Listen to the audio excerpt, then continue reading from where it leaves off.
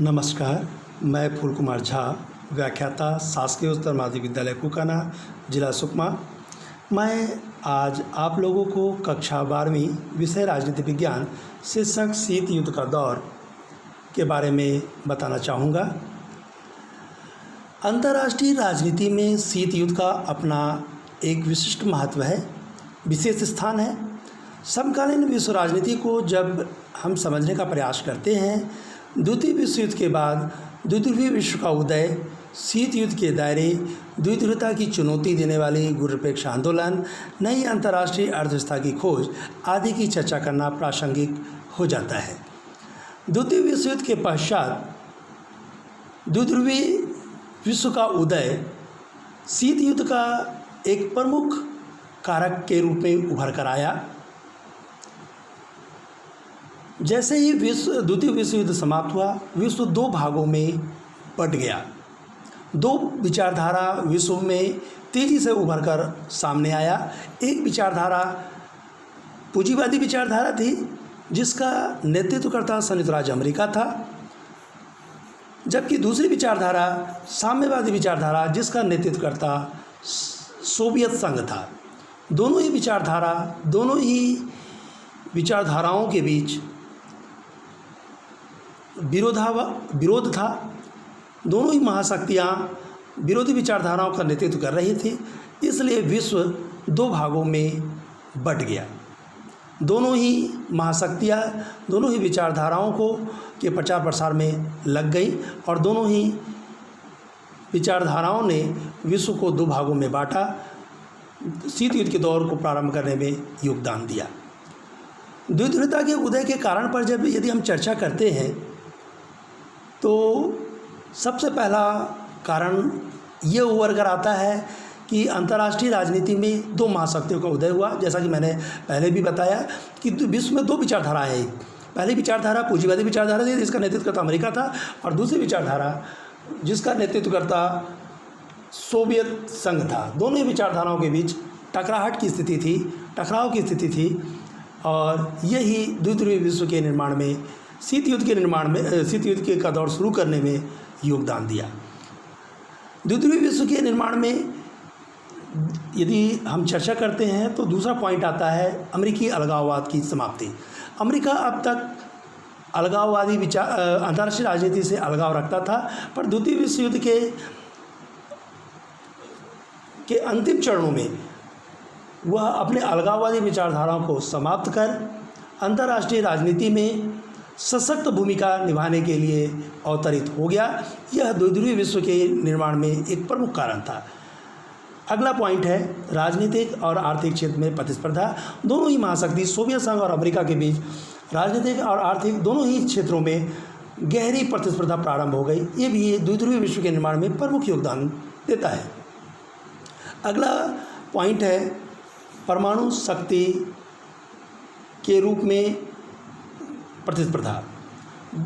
America एकमात्र परमाणु शक्ति संपन्न राष्ट्र था, पर बहुत ही जल्दी सोवियत संघ ने परमाणविक प्रतिस्पर्धा कर परमाणविक हथियार बना लिए, और इस प्रकार से दोनों ही महाशक्तियों के बीच परमाणविक हथियारों की होड़ प्रारंभ हो गई। इसके पश्चात हम शीत युद्ध के अर्थ और परिभाषा पे आते हैं।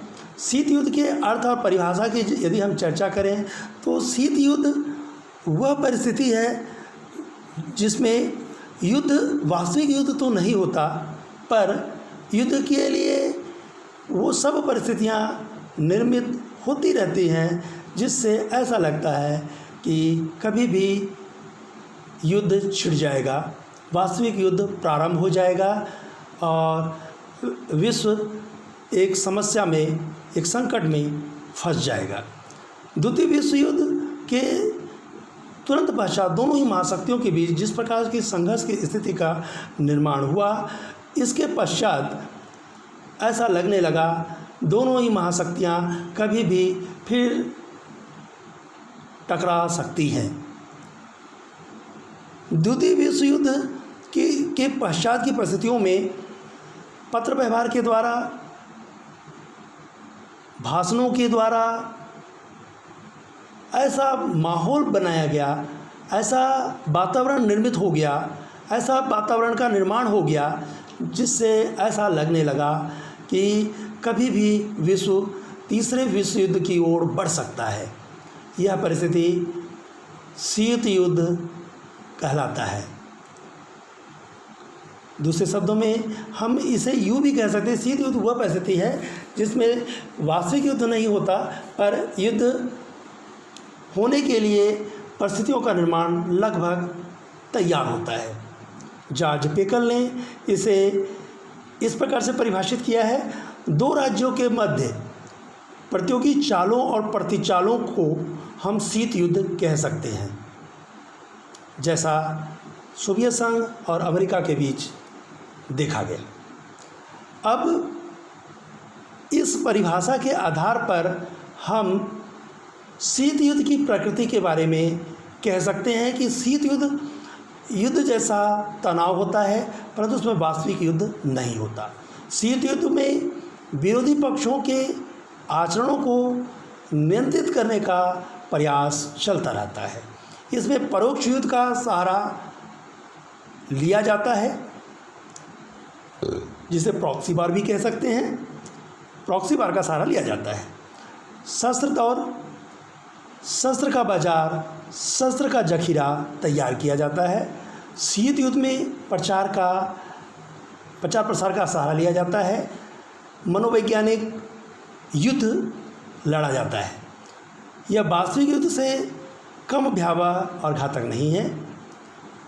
यह विश्व शांति और सुरक्षा, इसमें विश्व शांति और सुरक्षा युद्ध के साय में होती है। शीत युद्ध में दोनों पक्ष व्यापार प्रचार, गुप्तचरी, सैन्य संधियों, प्रादेशिक गठबंधनों द्वारा अपनी स्थिति को सुदृढ़ करने में लगे होते हैं, और ये सारी परिस्थितियाँ ही तनाव को बढ़ाती भी है। अब हम शीत युद्ध की प्रकृति की चर्चा करने के पश्चात शीत युद्ध के कारणों की चर्चा करना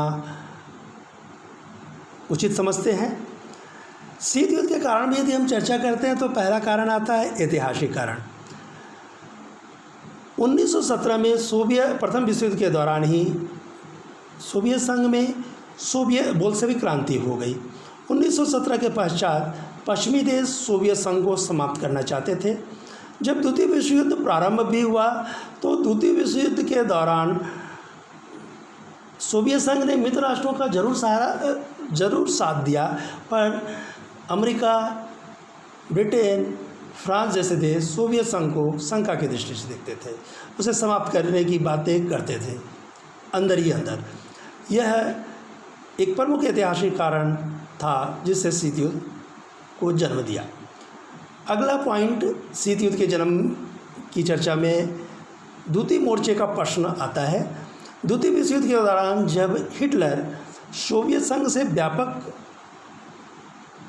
व्यापक पैमाने पर सोवियत संघ का हिटलर के द्वारा व्यापक क्षति पहुंचाया जा रहा था, तो स्टालिन ने बार बार रूजवेल्ट और ब्रिटिश प्रधानमंत्री को अनुरोध किया, पर इन्होंने ध्यान नहीं दिया। और इसमें स्वाभाविक है कि सोवियत संघ एक मोर्चे पर व्यापक तौर पर प्रभावित हुआ और यही अविश्वास को गहरा करने में योगदान दिया। द्वितीय विश्व युद्ध के बाद दोनों ही महाशक्तियों के बीच मतभेद का उदय होना यह भी है शीत युद्ध के लिए एक प्रमुख कारण के रूप में आया। दोनों ही महाशक्तियाँ दो विचारधाराओं का नेतृत्व कर रही थी और दोनों ही विचारधाराएं, लोकतांत्रिक विचारधारा, पूंजीवादी विचारधारा और सोवियत विचारधारा, साम्यवादी विचारधारा, दोनों विचारधारा एक दूसरे को अपनी श्रेष्ठता साबित करने के लिए संघर्षरत हो गए और दोनों का देखने का नज़रिया, दोनों के सोचने के नज़रिया में अंतर होने के कारण दोनों में मतभेद हर अंतर्राष्ट्रीय परिस्थितियों में दिखाई देने लगा। इसके पश्चात माल्टा समझौता भी था। 1945 में रूजवेल्ट अमेरिकी राष्ट्रपति, चर्चिल ब्रिटिश प्रधानमंत्री, स्टालिन सोवियत राष्ट्रपति के मध्य एक सम्मेलन हुआ। सोवियत संघ ने शीघ्र ही माल्टा समझौते के शर्तों का उल्लंघन प्रारंभ कर दिया। पोलैंड में स्वतंत्र और निष्पक्ष निर्वाचन पर आधारित सरकार गठन का प्रस्ताव था, परंतु युद्ध के अंत होने के पश्चात सोवियत संघ ने अमेरिका और ब्रिटिश पर्यवेक्षकों को पोलैंड में प्रवेश करने से रोक लगा दी। सोवियत संघ ने हंगरी, बुल्गारिया, रोमानिया, चेकोस्लोवाकिया में युद्ध विराम और माल्टा समझौता का उल्लंघन किया। यह इन दोनों ही महाशक्तियों के बीच विवाद का एक प्रमुख कारण बना। शक्ति संघर्ष। दोनों ही महाशक्तियों के बीच अपनी विचारधाराओं को बढ़ाने के लिए शक्ति संघर्ष प्रारंभ हो गया और यही शक्ति संघर्ष वार्सा पैक्ट, नाटो संगठन के रूप में अवतरित हुआ। अगला पॉइंट है मार्शल प्लान। 1947 में अमेरिका ने यूरोप के युद्ध पीड़ितों की सामाजिक आर्थिक सहायता के लिए मार्शल प्लान प्रारंभ किया। द्वितीय विश्व युद्ध में पश्चिमी यूरोप के साथ साथ सोवियत संघ की भी व्यापक बर्बादी हुई थी, पर सोवियत संघ को भी व्यापक स्तर पर सहायता की आवश्यकता थी। मार्शल प्लान के अंतर्गत सहायता प्रदान करने में भी पक्षपात किया गया। यह भी शीत युद्ध के दौर को प्रारंभ करने के लिए एक उत्तरदायी परिस्थितियों के निर्माण में योगदान दिया। अब हम शीत युद्ध की जहाँ तक चर्चा करेंगे तो इसमें 3 चरण दिखाई देते हैं। प्रथम चरण 1945 से 1953 का काल होता है, दूसरा चरण 1953 से 63 का काल होता है और तीसरा चरण है 1970 से 1990। 1945 से 53 का जहाँ चर्चा करते हैं तो यह वह समय है जब द्वितीय विश्व युद्ध समाप्ति हुआ और द्वितीय विश्व युद्ध की समाप्ति के जस्ट बाद प्रारंभ हुआ, वह वाली परिस्थितियाँ हैं। 5 मार्च 1946 को फुलटन स्थान पर चर्चिल द्वारा अंतर्राष्ट्रीय राजनीति में सोवियत संघ के बढ़ते प्रभाव को सीमित और नियंत्रित करने के आह्वान से महत्वपूर्ण मोड़ आता है। 1947 में अमेरिकी राष्ट्रपति ट्रूमैन ने सोवियत प्रसार को सीमित करने की घोषणा की और पश्चिमी यूरोप के सामाजिक आर्थिक पुनर्निर्माण के लिए चलाए गए मार्शल प्लान में सोवियत संघ के साथ पक्षपात किया। 1948 में बर्लिन की नाकाबंदी पर संयुक्त राज्य अमेरिका और सोवियत संघ आमने सामने हो गए। यह भी एक कारण रहा। ये प्रथम चरण था जब शीत युद्ध अपने प्रारंभ हो चुका था। इसके पश्चात द्वितीय चरण प्रारंभ होता है 1953 से 63, जिसमें सोवियत संघ और अमेरिका के बीच सैनिक गठबंधन की स्थापना, परमाणु शस्त्रों की दौर, U2 की घटना, 1962 में क्यूबा मिसाइल संकट प्रमुख था। इस द्वितीय चरण में सबसे महत्वपूर्ण क्यूबा का मिसाइल संकट का आता है। 1961 के अप्रैल में सोवियत संघ के नेताओं को यह चिंता सताने लगी कि अमेरिका साम्यवादियों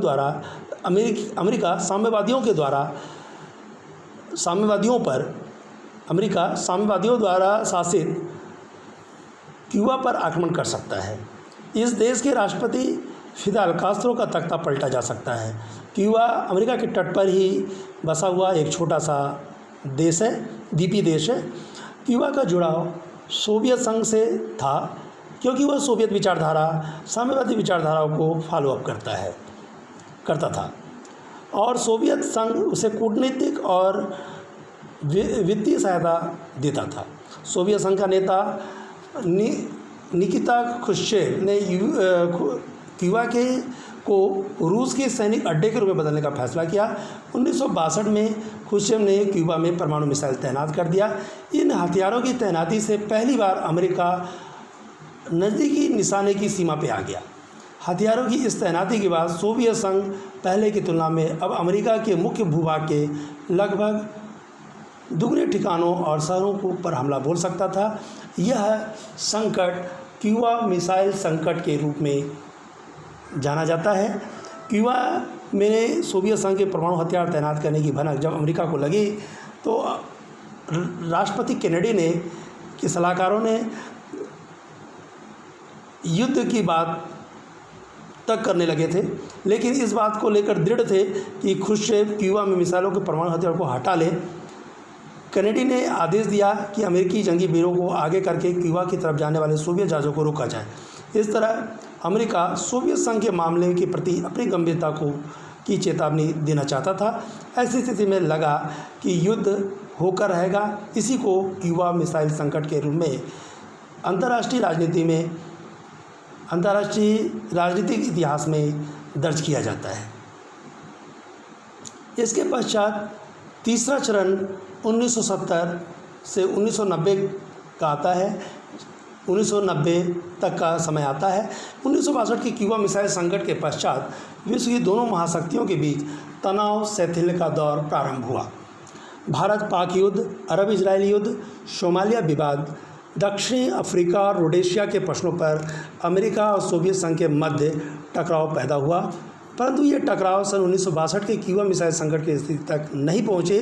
परंतु 1979 में जब सोवियत संघ ने अफ़गानिस्तान में सैन्य हस्तक्षेप किया तो अमेरिका ने इसका काफ़ी विरोध किया और अफ़गानिस्तान में सोवियत संघ हस्तक्षेप का प्रतिरोध करने के लिए अमेरिका ने पश्चिमी एशिया में कट्टरवादी तत्वों की सहायता की और पाकिस्तान को आर्थिक और सैनिक सहायता की तथा अफ़गानी मुजाहिदीनों को हर तरह से सहायता की।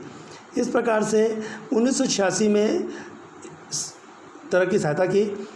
इस प्रकार से राष्ट्रपति रोनाल्ड रीगन स्टार वार प्रोग्राम को प्रारंभ कर दिया। सोवियत संघ धीरे धीरे कमज़ोर होना प्रारंभ हुआ। आर्थिक कमजोरी, आंतरिक अंतर्विरोधों और सोवियत समाज की जकड़न, भ्रष्टाचार आदि तत्वों ने सोवियत संघ को लगभग कमज़ोर बना दिया था और कुछ ही वर्षों में 1990 आते आते सोवियत संघ का लगभग 12 गणराज्यों में विभाजन हो गया। यह शीत युद्ध का अंत का काल बना। शीत युद्ध का अंत हुआ। अब जहाँ तक शीत युद्ध के परिणाम की चर्चा करते हैं, अंत के बाद हम परिणाम की चर्चा करते हैं, तो शीत युद्ध का एक महत्वपूर्ण परिणाम द्विध्रुवीय विश्व की राजनीति रही। जैसे ही शीत युद्ध प्रारंभ हुआ, विश्व दो भागों में बंट गया। द्वितीय विश्व युद्ध के पश्चात विश्व द्विध्रुवीय राजनीति वाला, द्विध्रुवीय विचारधारा वाला, दो विचारधारा वाला, दो भागों में बटा हुआ विचारधारा वाला बन गया था। विश्व में दो रास्ते कहा जाता था। विश्व में दो रास्ते हैं, एक मास्को की ओर जाता है, एक वाशिंगटन की ओर जाता है। तो शीत युद्ध का एक महत्वपूर्ण परिणाम यह उभर कर आया। दूसरा परिणाम में चर्चा करते हैं तो दूसरा पॉइंट आता है, दूसरा बिंदु आता है आणविक युद्ध को बढ़ावा देना। शीत युद्ध ने हथियारों की होड़ को बढ़ावा दिया, आणविक युद्ध की संभावना को बढ़ाया। 1962 में क्यूबा संकट के समय आणविक युद्ध की संभावना काफ़ी बढ़ गई थी। हथियारों की होड़ और आधुनिकीकरण ने परमाणु शस्त्रों के जखीराओं को निरंतर बढ़ाया। जहां द्वितीय विश्व युद्ध के काल में सिर्फ सोवियत संघ एक परमाणु संपन्न राष्ट्र था, आज विश्व में लगभग 10 से ऊपर देश आणविक संपन्न राष्ट्र हैं, परमाणु संपन्न राष्ट्र हैं। यही शीत युद्ध का एक महत्वपूर्ण परिणाम के बनकर उभर कर आया। इसमें शीत युद्ध के परिणाम में चर्चा करने में अगला पॉइंट सैनिक संधियों और गठबंधनों का बाहुल्य। शीत युद्ध ने विश्व में सैनिक संधियों और गठबंधनों का जाल बिछा दिया। नाटो, सेंटो, सीटो, वार्सा पैक्ट के निर्माण ने विश्व को तनाव और टकराव की स्थिति उत्पन्न कर दी। अगला पॉइंट आता है संयुक्त राष्ट्र संघ का कमजोर होना। शीत युद्ध के पश्चात, शीत युद्ध के दौरान संयुक्त राष्ट्र संघ का कमजोर होना, यह भी एक प्रमुख परिणाम है। प्रायः यह देखा गया, जिन विचारों का, जिन बातों का सोवियत संघ से लेना होता था तो सोवियत संघ वीटो का प्रयोग करता था, और जिसमें पश्चिमी विचारधाराओं का नफ़ा नुकसान दिखता था तो वह वीटो का प्रयोग करता था। तो दोनों ही महाशक्तियों ने अपने सुविधा के हिसाब से वीटो पावर का प्रयोग किया। यह संयुक्त राष्ट्र संघ के लिए उचित महसूस नहीं होता। यह संयुक्त राष्ट्र संघ को कमज़ोर बनाने में महत्वपूर्ण भूमिका अदा करता है। अगला पॉइंट आता है गुटनिरपेक्षता को जन्म। शीत युद्ध की परिस्थितियां ने ही गुटनिरपेक्षता को जन्म दिया। गुटनिरपेक्ष आंदोलन ने शीत युद्ध की परिस्थितियों को कमज़ोर बनाने में महत्वपूर्ण भूमिका भी अदा की। अगला पॉइंट आता है मानव कल्याण की उपेक्षा। शीत युद्ध की परिस्थितियों ने राष्ट्रीय सुरक्षा के मुद्दों को इतना तरजीह दिया कि मानवीय कल्याण के मुद्दों को दरकिनार किया गया। विश्व में भुखमरी, बेरोजगारी, अशिक्षा, आर्थिक पिछड़ापन, राजनीतिक अस्थिरता का प्रश्न उपेक्षित सा महसूस होने लगा।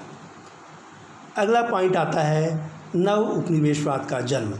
सैनिक गठबंधनों के कारण राष्ट्रों के आंतरिक मामलों में वैचारिक, आर्थिक, क्षेत्रीय हस्तक्षेप प्रारंभ हुआ, जिसे हम नव उपनिवेशवाद कहते हैं। यह शीत युद्ध का एक महत्वपूर्ण परिणाम रूप में उभर आया। अब यहाँ पर शीत युद्ध के परिणाम की चर्चा करने के साथ ही शीत युद्ध के कुछ सकारात्मक परिणामों की चर्चा कर लेना महत्वपूर्ण होगा, अच्छा होगा। शीत युद्ध के सकारात्मक परिणाम की यदि हम चर्चा करते हैं तो इसमें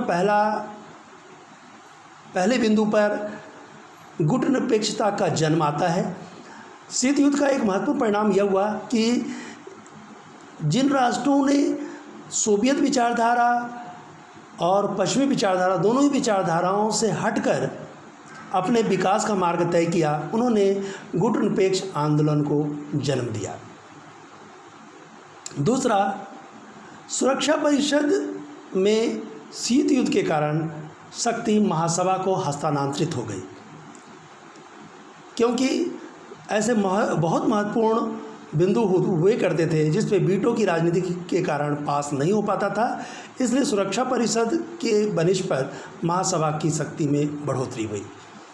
अगला है शांतिपूर्ण सह अस्तित्व की नीति को बढ़ावा। शांतिपूर्ण सह अस्तित्व की नीति को बढ़ावा मिला। यह भी शीत युद्ध के दौर का ही परिणाम था। शीत युद्ध के प्रभाव के कारण विश्व राजनीति में शक्ति संतुलन स्थापित हुआ। शक्ति संतुलन की ही परिस्थितियाँ थी जो आज तक द्वितीय विश्व युद्ध के पश्चात हम किसी अगली विभीषिका से बचे हुए हैं। शीत युद्ध के कारण ही तकनीकी, संचार, औद्योगिकी, आणविक आदि क्षेत्रों में विशेष प्रगति हुई। भारत जैसे कुछ राष्ट्र दोनों ही महाशक्तियों से बराबर सहयोग प्राप्त किया और इन विकासशील देशों ने संचार के क्षेत्र में, उद्योग के क्षेत्र में, आणविक क्षेत्र में भी प्रगति की। शीत युद्ध के कारण ही विदेश नीति में एक यथार्थवाद का युग का प्रारंभ हुआ। इस प्रकार से कह सकते हैं, शीत युद्ध की यदि हम समीक्षा करते हैं तो यह कह सकते हैं कि शीत युद्ध जिसका प्रारंभ 1945 को हुआ और समापन 1990 के अंतिम दशक में हुआ, यह विश्व के लिए कुछ महत्वपूर्ण परिणामों को लेकर आया। विश्व के लिए विकास के लिए रास्ता खोलकर लाया। न केवल विश्व के देशों के लिए विकास में सहायक हुआ, बल्कि ऐसा भी परिस्थितियों को शीत युद्ध ने उत्पन्न किया जिससे विश्व में एक शक्ति संतुलन की स्थिति उत्पन्न हुई और अंतर्राष्ट्रीय राजनीति को संतुलित करने में शक्ति संतुलन के सिद्धांतों का जो कुशलता से प्रतिपादन हुआ, उसकी सफलता हमारे अंतर्राष्ट्रीय राजनीति में दिखाई देता है।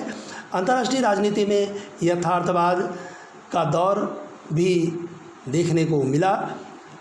इस प्रकार से कह सकते हैं कि शीत युद्ध एक महत्वपूर्ण अंतर्राष्ट्रीय राजनीतिक घटनाक्रम था जिसका सुखद समापन 1991 में हो गया। इतना कहकर अब अगले अंक के लिए मैं शीत युद्ध का दौर का पाठ छोड़ रहा हूँ। अब बाकी की जो जानकारियाँ होंगी वो मैं अगले वीडियो में आप लोगों को दूंगा। धन्यवाद।